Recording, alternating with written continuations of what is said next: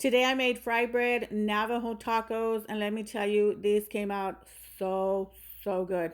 In a bowl, I'm adding in 4 cups of all-purpose flour. Bluebird flour is best, but I did not have it.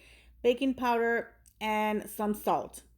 Whisk that in together, and to this I'll be adding 2 cups of hot water. Use hot water for better results. Now I'm just going to bring this all together.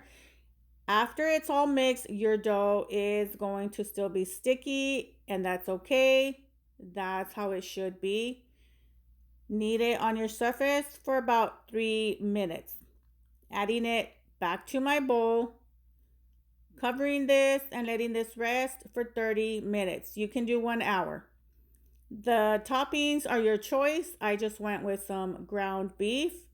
Browning that, then I do like to strain out the grease.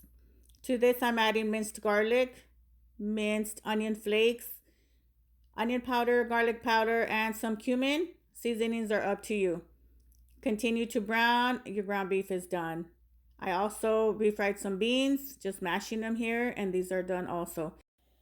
My dough has been resting for 30 minutes, and now what I'm going to do is cut it into 8 equal pieces. This recipe will make 8 large. If you want them smaller, you're going to get about 16. But I preferred mine to be a little bit large. And this is just the way I'm going to roll it into a ball. I first just press down on the dough, then I just roll it slightly, and I always just stretch it on my hand. It is easier that way, but whatever works for you, use it. My oil has been heating up, and now this goes into the hot oil. You're going to deep fry these just until golden brown on both sides. Once that's done, I'm just going to remove it and place it on a tray to continue to drain out the oil. Now that I'm done with all of them, it's time to assemble.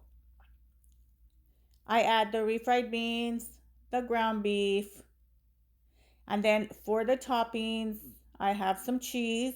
I add the cheese, I add lettuce, and because I love cheese, I'm adding more cheese.